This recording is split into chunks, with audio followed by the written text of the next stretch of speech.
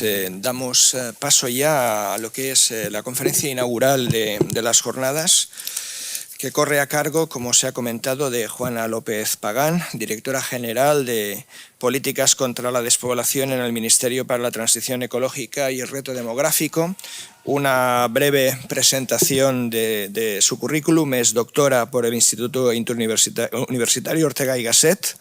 en Investigación Avanzada de la Administración y el Gobierno Local. Ha cursado el programa de Liderazgo Público en Emprendimiento e Innovación en la Deusto Business School,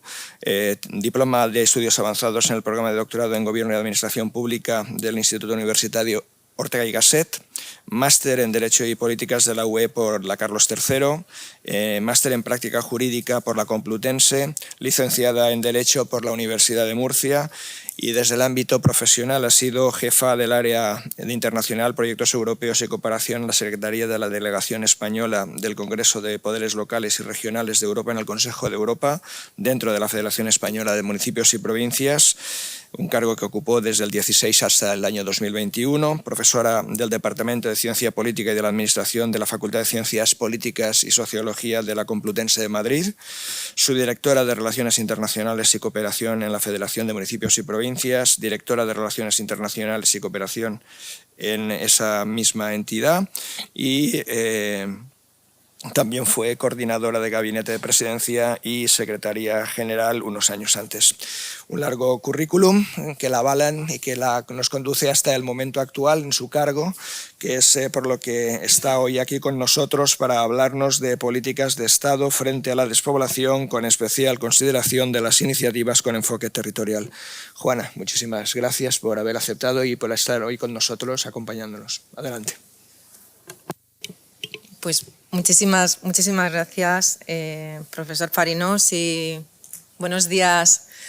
de nuevo. Bueno, la verdad es que lo de la lectura del currículum siempre a una le da un poco de apuro, pero el resumen, y creo que a veces está bien para que ubiquemos a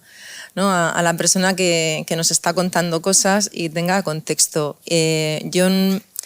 fundamentalmente he estado trabajando toda mi vida en el apoyo a las políticas públicas a nivel local, desde la Federación Española de Municipios y Provincias, con lo cual soy una persona convencida del poder que tiene que tener lo local en la construcción de una política de Estado y, desde luego, en esta política en concreto de cohesión socioterritorial. Por la proximidad, además, que tienen los gobiernos locales a la hora de responder a las demandas de la ciudadanía, y a su vez, mientras que me he dedicado toda la vida a trabajar para los gobiernos locales, pues mi otra pasión ha sido, en lo que he podido y cómo he podido, estar vinculada a la universidad, en este caso a la Universidad Complutense, que es donde me doctoré y donde hasta que llegué al cargo de directora general estuve de profesora asociada. Yo se lo digo porque a mí, si hay algún sitio donde me gusta intervenir y estar y salir también un poco del corsé institucional, aunque no sea fácil, en mi caso es precisamente en el ámbito universitario, al que echo muchísimo de menos desde que me incorporé a la dirección general. Y luego, además, yo estoy pues con una sensación de mucha cercanía, porque además le decía a la vicerrectora que compartimos apellido, porque yo soy murciana, por eso me licencié en la Universidad de Murcia y, por tanto, estoy como muy a gusto en casa. Y eso también se lo quería transmitir. Antes de la presentación de algunas iniciativas que creo que puede ser interesante que conozcan, yo sí quería compartirles, y lo decía al principio, ahora en la inauguración, que cuando yo me incorporé, y por eso contaba toda esta letanía de dónde viene una y qué es lo que le pasa cuando llega a un ámbito de responsabilidad, como es una dirección general nueva dentro de la Administración General del Estado, es precisamente que se te produce un pequeño cortocircuito cuando observas que efectivamente partes de la nada. Entiéndanme, muchísimo trabajo sobre ordenación del territorio en muchísimos niveles de la Administración, muchísimos estudios y muchísima reflexión al respecto, pero tomo la palabra del profesor Andreas cuando decía efectivamente la Administración General del Estado de alguna manera se ha inhibido o ha dado un paso al lado en lo que tiene que ver con una visión global de la cohesión socioterritorial del país. Y cómo, en ese contexto, cómo puedes empezar a impulsar una política pública, al menos ir diseñando cuáles son los pilares de esa política pública, que tiene que estar basado en un cierto nivel de información y de diagnóstico de la situación, pero que a su vez también necesitas, porque nos lo están pidiendo desde antes de ayer la ciudadanía, avanzar con algunas acciones concretas que den muestra de que efectivamente las administraciones estamos para implementar políticas públicas que cambien la vida de las personas a mejor.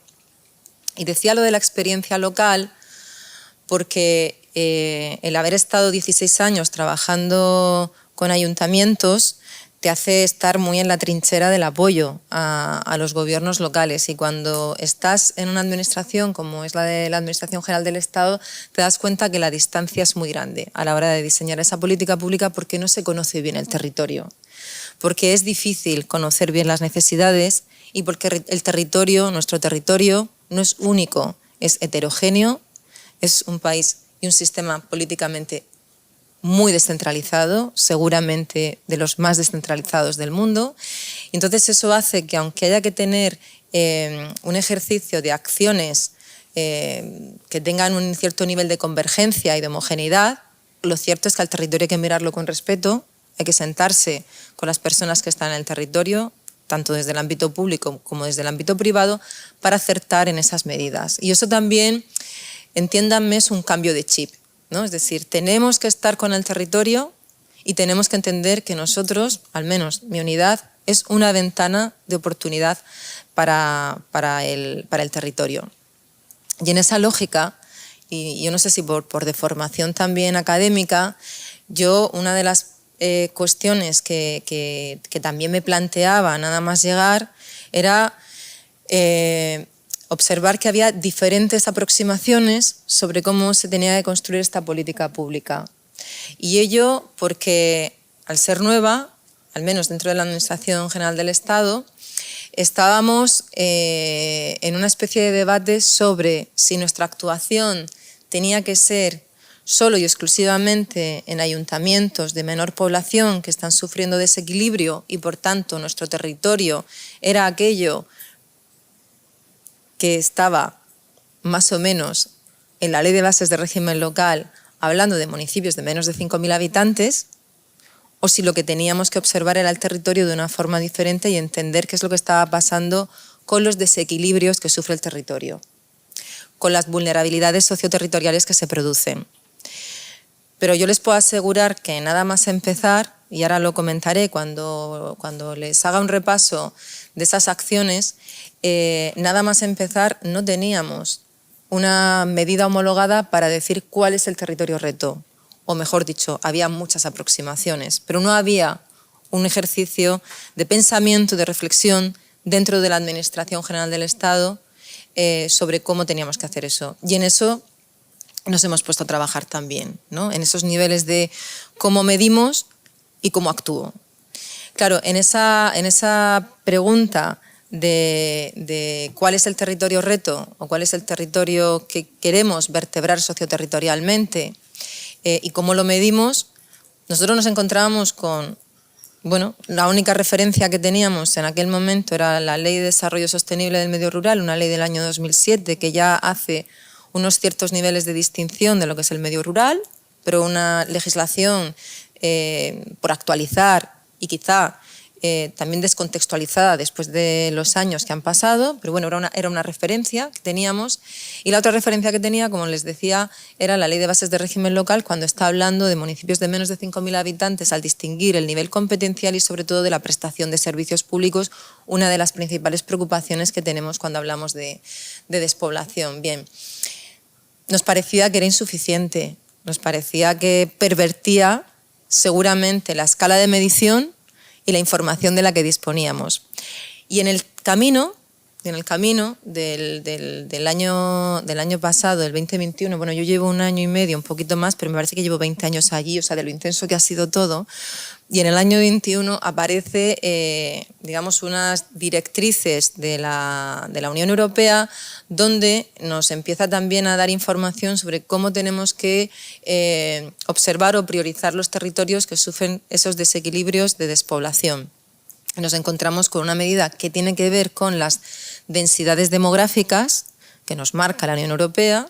donde ahora tenemos 2 umbrales sobre los que observar también cada uno de los países de la Unión Europea, que son el de menos de 12,5 habitantes por kilómetro cuadrado o el de menos de 8 habitantes por kilómetro cuadrado. Eso nos da una foto de los niveles de despoblación que tenemos en nuestro país y donde emergen siempre 3 provincias, que son Soria, Cuenca y Teruel, como las 3 provincias que sufren mayor despoblación. Con eso empezamos a pensar cómo utilizábamos esos parámetros que teníamos, pero cómo teníamos que perfeccionarlos. Y en eso estamos, porque no es fácil, es un ejercicio difícil, medir es difícil y hacer una medición con indicadores, desde luego requiere una colaboración clara y absoluta con el mundo académico y con las universidades. Nosotros en este caso empezamos a andar ese camino con el Centro de Estudios Demográficos de la Universidad Autónoma de Barcelona para empezar a ver qué indicadores, más allá de las densidades demográficas, tenían sentido para hacer ese ejercicio de observación del territorio y de medición. Estamos trabajando en un indicador que le llamamos indicador multidimensional de sinopsis territorial, o sea, un nombre muy fácil de recordar y por eso lo llamamos el indicador INSISTE, pero era algo que estaba pendiente y era algo además que, insisto, tiene sus dificultades porque tenemos que definir qué dimensiones, qué indicadores y si eso va a ser o no un indicador más o menos integrado y sobre todo si ese indicador va a ser relativamente aceptado por los actores que entendemos les puede ser de utilidad. Y los principales actores a los que les puede servir de utilidad son los gobiernos locales, pero fundamentalmente también las comunidades autónomas. Por eso es un trabajo que lo estamos haciendo en gobernanza con las comunidades autónomas dentro de la comisión sectorial que mencionaba el profesor Fariñós, donde estamos intentando construir este proceso que ahora se ha instalado mucho más en nuestra mente, denominado la cogobernanza, ¿no? que emergió también de una forma muy, muy evidente en la pandemia. En ese contexto de cuál es el territorio y cómo lo medimos, estamos también en un ejercicio de reflexión estratégica dentro de la Dirección General en el que empezamos a hablar de territorios funcionales, en el que queremos hablar de vertebración entre lo urbano, lo intermedio y lo rural, en el que nos importa muchísimo el desarrollo rural, pero el ámbito competencial en el que se mueve mi Dirección General y la Secretaría General tiene que ver precisamente con la vertebración del territorio y, si nos lo permiten las comunidades autónomas, también de la ordenación del territorio desde el zoom que podemos hacer desde la Administración General del Estado. Y a mí en ese sentido me parece también que cuando hablamos del desafío que tenemos para luchar contra las desigualdades sociales que todavía permanecen en nuestro país y hablamos del contrato social, pues yo creo que también estamos en condiciones de que tenemos que impulsar un nuevo contrato territorial donde lo urbano y lo rural no se contraponen, sino que lo urbano y lo rural son absolutamente complementarios. Eso nada más y nada menos que 13 minutos que me estoy cronometrando y no he empezado con las diapositivas. Sé que tengo media horita. Aunque no lo parezca, lo voy a conseguir, porque voy a pasar muy rápido. Yo me pidieron una presentación que me parecía que puede ser más interesante incluso, que la podáis repartir y no tanto que yo me detenga en las acciones, pero voy a intentar lograrlo en mis 30 minutitos que tengo y no aburrirles demasiado. A ver si consigo yo. ¿Y ahora? Bien. Voy a explicar 2 cosas. Nosotros tenemos dentro de la Dirección General, bueno, competencias en todo, como digo yo, y competencias en nada. Y tenemos que intentar no chocar competencialmente dentro de los ministerios y no chocar competencialmente con otros niveles de gobierno. Así que el desafío es enorme ya dentro del propio desafío de de la lucha contra la despoblación. Pero una de las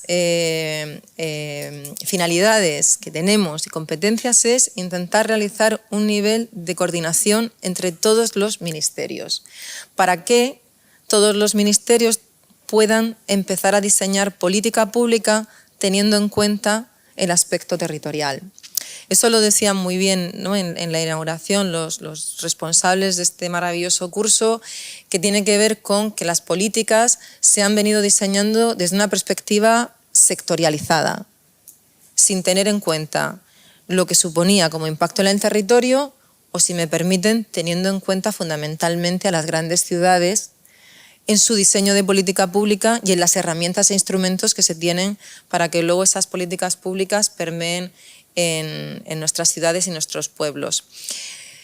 Desde el Gobierno de España, en un ejercicio, se me pedía hablar de gobernanza, pues claro, si queremos gobernanza multinivel, gobernanza cooperativa, pues primero tienes que hacer un mecanismo de gobernanza tuyo interno y que, digamos, los trabajos que hacemos, la labor que hacemos desde la Dirección General, desde la Secretaría General o desde la propia vicepresidenta no quede como un departamento ministerial estanco que no tiene conexión y que no influye e incide en otras políticas palanca que son absolutamente esenciales para activar el territorio y para generar esas oportunidades. De ahí que se constituyó una comisión delegada de reto demográfico, que, para simplificarlo, yo siempre digo, es como si fuera un Consejo de Ministros bis, porque fundamentalmente están todos los ministros y ministras del Gobierno para hablar específicamente de las políticas de reto. Una comisión delegada que nos exige un también cambio en el modelo de trabajar desde el resto de los ministerios. ¿Por qué? Porque el resto de los ministerios nos pregunta, dentro de las dificultades que cada uno de nosotros tenemos para nuestro día a día, pero nos preguntan, porque somos sus asesores a la hora de, cuando ellos diseñan su política pública, no dejar al margen el territorio. Y por eso es tan importante que nosotros podamos decirles cuál es el territorio reto. Porque si yo no soy capaz de decirles cuál es el territorio prioritario que está sufriendo esos desequilibrios, ellos no pueden generar ese diseño de o bien acuerdos de conferencia sectorial, o bien convocatorias, o bien convenios, o bien licitaciones. Por tanto, nosotros tenemos que generar certidumbre en la información de cuáles son esos territorios que están sufriendo mayor desequilibrio para equilibrarlo con esas políticas públicas que van desde vivienda, movilidad, conectividad. Me gustaba mucho, por cierto, lo que poníais en la presentación de las jornadas, porque yo también me sentía muy identificada con los temas que tienen que ver con la conectividad digital, como si fuera, decíais, la panacea de luchar contra la despoblación, y eso habrá que ver efectivamente si la conectividad digital junto con otras palancas permiten que no se produzcan más éxodos de lo rural a lo urbano, o al menos que logremos que la gente se pueda quedar en los sitios si es que se quiere quedar en los sitios, aunque evidentemente no podemos obligar a nadie a que viva donde ellos decidan. Esta comisión delegada de reto tuvo un primer desafío, que fue la aprobación de un plan de 130 medidas, que fue un desafío muy complejo dentro de la administración, donde he de decir que desde la complejidad hubo mucha complicidad, porque yo sí que creo que hemos conectado con esta agenda a muchos niveles, pero que era muy difícil, pues se construyó a la par que se estaba diseñando el Plan de Recuperación, Transformación y Resiliencia en el mismo momento, y ahí teníamos la situación en la que, aunque era una carga adicional a los ministerios, no podíamos permitir que ese Plan de Recuperación, Transformación y Resiliencia dejara atrás el tema territorial. De manera que forzamos como pudimos para que hubiera un conjunto de medidas que estuvieran destinadas a actuar en esa transformación territorial. ¿Fueron las mejores medidas? Seguramente no. ¿Faltaban medidas que no pudimos identificar en esos 3 meses? Sí. ¿Estamos haciendo un proceso de actualización? También. Pero fue un trabajo muy importante porque nos permitió hacer un ejercicio de transversalidad dentro del Ministerio que ahora estamos intentando perfeccionar, y que la madurez del trabajo nos ha hecho ver dónde nos quedamos cortos o qué nos fuimos capaces de identificar en aquel momento, y por tanto cómo tenemos que actualizar ese plan 130, que tiene un marco temporal que es 2021-2023. aquí, creo que mejor con esto. No me voy a detener mucho porque estos son, digamos, cifras de seguimiento. Tenemos que hacer ese seguimiento desde la Dirección General con cada uno de los ministerios para ver cómo se van cumpliendo las medidas. Vamos viendo su desarrollo, vamos viendo su ejecución presupuestaria y, sobre todo, con algunas de las medidas que hemos identificado que son más transformativas, hacemos un seguimiento, estamos haciendo un seguimiento mucho más cualitativo, de manera que de cara al rediseño de esas políticas públicas, ahora la conversación que se produce con los diferentes ministerios pues tiene una mayor profundidad e, insisto, creo que nos permite avanzar de una forma muy diferente a como lo hubiéramos pensado incluso cuando estábamos haciendo este plan. Muchas de estas medidas, al final, se quedaron en 130 porque las agrupamos, pero pasamos de 96 a 160 medidas que nos iban, ¿no?, enviando los diferentes ministerios, y cuando ya tuvimos que hacer el ejercicio, digamos, de agrupación y de sistematización, vimos que claramente nos salían 10 ejes de actuación. Dentro de estos 10 ejes de actuación, evidentemente, hay medidas de diferentes ministerios, pero como pueden ver, pues tenemos desde impulso a la transición ecológica, obviamente transición digital y conectividad, desarrollo e innovación, turismo sostenible, igualdad de derechos, jóvenes, mujeres, fomento del emprendimiento, promoción de la cultura, tan importante que parece que a lo mejor no tiene tanta inversión económica, pero que al final efectivamente es lo que cambia también los estereotipos y la forma en la que tenemos que entender y querer a nuestro territorio. Un plan de 130 medidas con un compromiso presupuestario de más de 10.000 millones de euros. 10.000 millones de euros que están, digamos, diseñados para impactar en ese territorio, insisto, que tiene desequilibrios socioterritoriales. Aquí es importante que veamos en estos porcentajes simplemente que gran parte de esta inversión de presupuestos se territorializa a las comunidades autónomas por su nivel de competencia. Por tanto, es un plan diseñado, trabajado desde la Administración General del Estado, y luego en su puesta en marcha está negociado con cada una de las comunidades autónomas, donde se territorializa gran parte de esta inversión y desde ahí se puede permear a los diferentes territorios, insisto, con la lógica que se tiene que tener de cada una de nuestras regiones. Y ahora voy a pasar al otro bloque al que se supone que no estábamos destinados a trabajar la Dirección General, que era hacer acciones propias, ¿no? Teníamos ese ejercicio de seamos capaces de hacer de trabajo transversal con los diferentes ministerios, influyamos, la comisión delegada de reto, pero sí que es cierto que uno se da cuenta cuando está en la administración que lo de la coordinación es muy importante y es algo a lo que le estamos dedicando muchísimo tiempo, pero que si te quieres sentar en las mesas para negociar y para poner y para mantener esto en la agenda, tienes que tener acciones propias y tienes que ser interlocutora, tienes que ser interlocutor con el territorio. Nosotros partíamos de un presupuesto muy pequeñito, muy pequeñito. Cuando yo llegué en finales de enero del año 2021, teníamos este nivel presupuestario de 19 millones de euros, donde es verdad que era una comparativa muy compleja, porque tú por un lado decías que el plan 130 tenía 10.000 millones de euros y luego decías, pero mi Dirección General tiene 19 millones de euros. Y claro, la crítica era evidente. ¿Cómo vais a transformar el territorio y luchar contra la despoblación con 19 millones de euros? Pues efectivamente, eso es difícil. Pero lo más importante que yo he aprendido es que te tienes que gastar el presupuesto. Si quieres tener más presupuesto, tu ejercicio es ejecuto presupuesto, intento ejecutarlo bien y entonces me siento en la mesa de negociación con Hacienda, que son los que mandan, para ir creciendo en presupuesto. Y eso es lo que estamos haciendo. No lo tengo actualizado porque no me da cuenta. En esta presentación, en el año 2022 pasamos de 19 millones de euros a 55 millones de euros, que nos cuesta gastárnoslos. Las administraciones, pues lo que decía antes, parece que no estamos diseñadas para ser ágiles en la ejecución presupuestaria, pero con todo y con eso, nosotros a día de hoy, por eso puedo estar aquí, tengo la ejecución presupuestaria resuelta, porque si no estaría sufriendo en el despacho para ver cómo lo hacemos. ya estamos creciendo en ese marco de ejecución de acciones propias que sí que es verdad que quizá tienen una orientación mucho más experimental, y lo vamos a ver ahora, mucho más de piloto, pero también, como decimos nosotros, nos hemos ganado el derecho también a ensayar cosas diferentes. Si lo que se ha venido haciendo durante todo este tiempo no ha funcionado y seguimos con el mismo modelo, vamos a intentar hacer algunas cosas que puedan tener un efecto demostrativo y veremos qué es lo que sucede después, porque bien saben que la evaluación de políticas públicas necesita un cierto nivel de recorrido.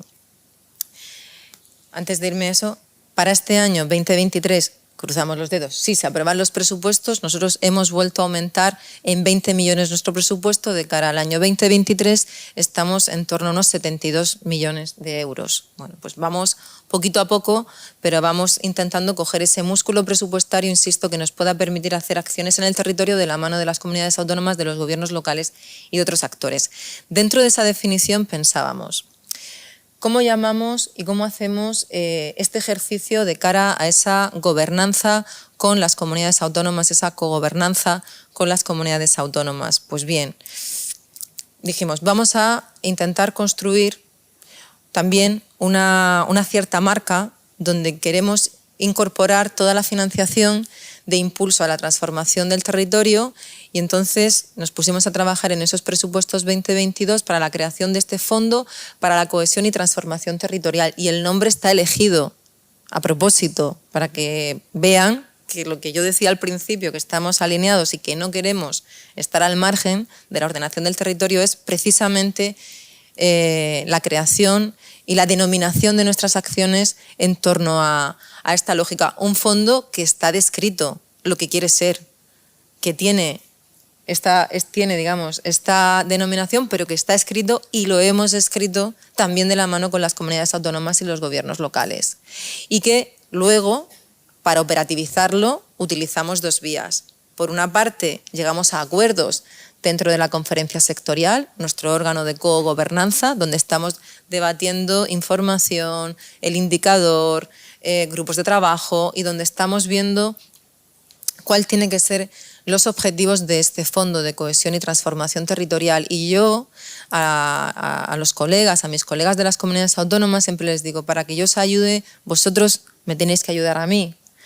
Para que este fondo vaya creciendo económicamente, tenemos que darle sentido a este fondo. Este fondo no puede ser un fondo que financie aspectos sectoriales. Tiene que ser un fondo que financie acciones multisectoriales, transformativas. Lo de la innovación lo podemos dejar entre paréntesis, porque hay cosas que nos parecen que son innovación, y a lo mejor la innovación en el ámbito del territorio tiene que ver con acciones mucho más simples, pero que generan los cambios que necesitamos. Por tanto, está en nuestra responsabilidad de la cogobernanza que este fondo, como yo les digo siempre a mis comunidades autónomas, tenga vida. Para eso nos lo tenemos que gastar bien y tenemos que demostrar que con el impulso que damos desde la Administración General del Estado vamos transformando aspectos del territorio. Los acuerdos que hemos venido alcanzando en el marco de la conferencia sectorial, que es una conferencia nueva también, con poca vida, pues la misma que tenemos nosotros, a día de hoy los hemos acordado por unanimidad, lo cual creo que es mérito de todos y de todas las que estamos allí, pensando que esta es una política de Estado y que, por tanto, para avanzar, ahora no deberíamos ponernos en la causa belli política, sino en ver cómo ayudamos precisamente a la ciudadanía que vive en esa España desequilibrada. A mí no me gusta, aunque entiendo que sea identificativa para la ciudadanía la expresión España despoblada o vaciada, porque hay mucha gente que está en el territorio y merece nuestro máximo respeto. Fondo para la cohesión, proyectos singulares con las comunidades autónomas, que fue el primer acuerdo al que llegamos, proyectos donde ellos tienen que identificar bien cuáles son sus efectos demostrativos y donde luego los tenemos que poner en red para generar transferencia de conocimiento. Como les digo, con especificidades y con deberes que también nos ponemos todos, porque los deberes que ponemos a las comunidades autónomas también nos los ponemos a nosotros mismos. La otra vía por la cual estamos impulsando este fondo de cohesión y transformación territorial tiene que ver con las primeras convocatorias de proyectos de transformación territorial que hemos lanzado desde la Dirección General. También unas convocatorias diseñadas desde esa perspectiva multisectorial, que en este caso las hemos dividido en 3 modalidades para tener nosotros también una acción directa con el territorio, para entidades locales, para proyectos sociales, entidades sin ánimo de lucro, que sabemos que hacen una labor fantástica donde no llega la administración en el territorio, y también para proyectos de emprendimiento enfocados para jóvenes y mujeres. Son primeras convocatorias que lanzamos, hemos recibido más de 1.117 solicitudes y tenemos al equipo absolutamente enloquecido para poderlas resolver lo antes posible. Lo bueno de estas convocatorias, pues que han permitido también albergar muchos proyectos, sobre todo de entidades locales, que no terminaban de encajar en otras convocatorias que tenían esa perspectiva mucho más sectorializada. También les digo que el haber tenido que gestionar estas convocatorias desde dentro del equipo, que somos muy poquitos, nos ha permitido conocer muy bien las demandas del territorio y cómo mejorarlas de cara a próximas convocatorias, que una vez que cerremos estas en los próximos días, sacaremos unas próximas convocatorias en el mes de marzo. Aquí tenemos como unos datos globales, como ya estoy súper fuera de tiempo,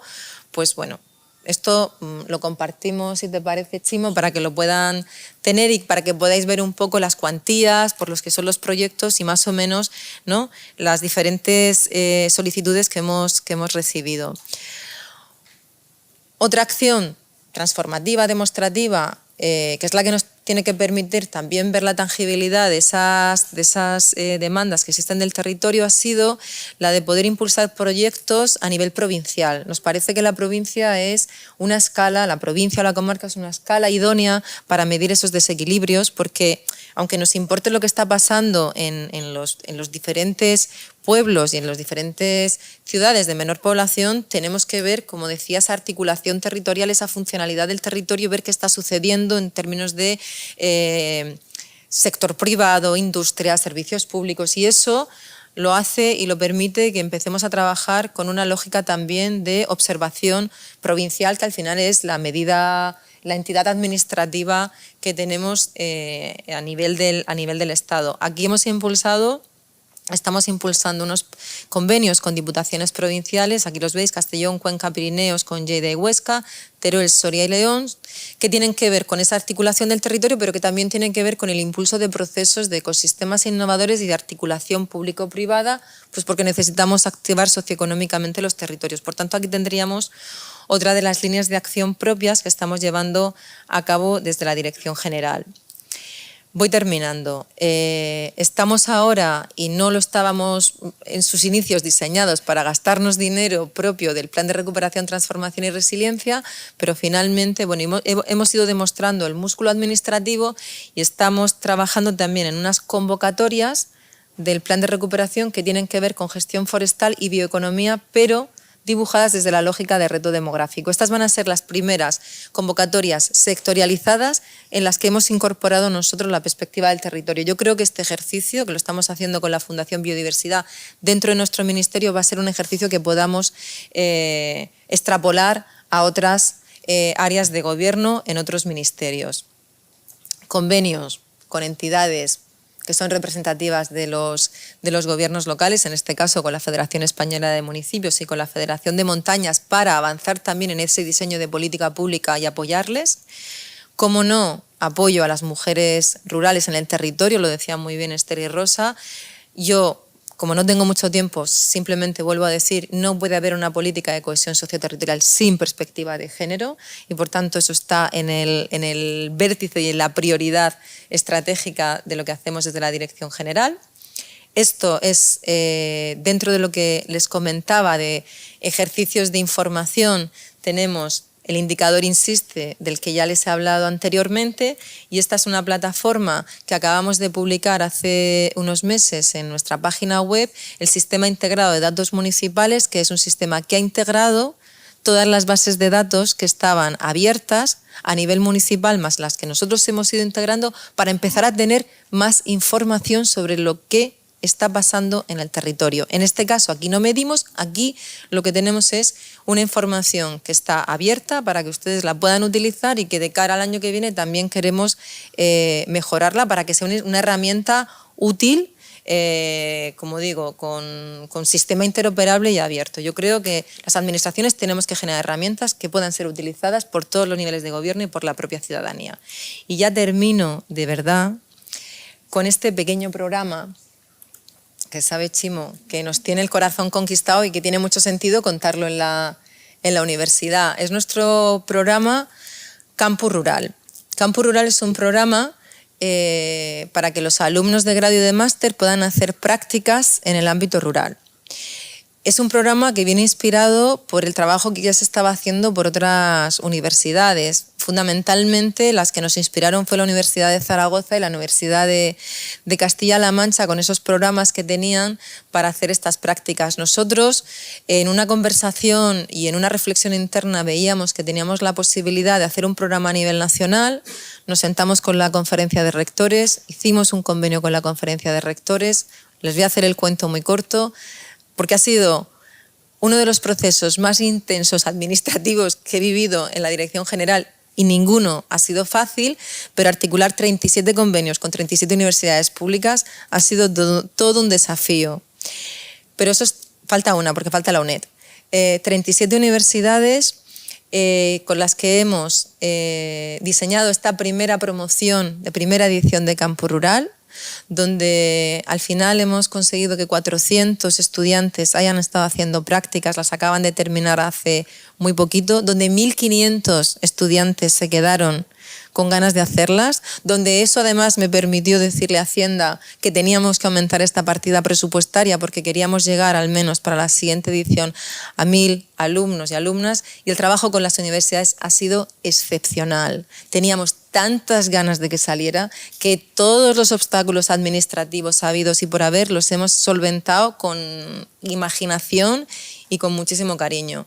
Creemos que este programa lo que puede permitir es enseñarle a nuestros jóvenes qué es el territorio, cómo lo tenemos que cuidar, esa conexión que ellos tienen con la transición ecológica, con la transición energética, que la tengan con el territorio. No es tanto que se queden a vivir allí, que ojalá algunos, ¿no?, vean que existen oportunidades en el territorio, sino que lo conozcan, que lo cuiden, que establezcamos también ese cambio de cultura sobre el territorio. La semana que viene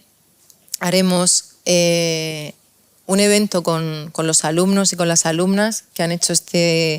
estas prácticas para evaluarlo con ellos, para saber cómo lo podemos mejorar y para ponernos a su servicio a la hora de que otros y otras personas jóvenes que estén interesados en hacer estas prácticas puedan hacerlo de la mejor manera posible. Ellos, si quieren, puedan hacer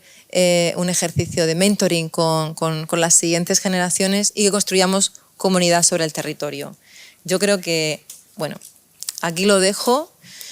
dando las gracias y disculpándome por los 7 minutos por los que me he pasado y a vuestra disposición, yo y mi equipo, para cualquier cosa que se os ocurra y para volver encantada a esta maravillosa universidad. Muchísimas gracias.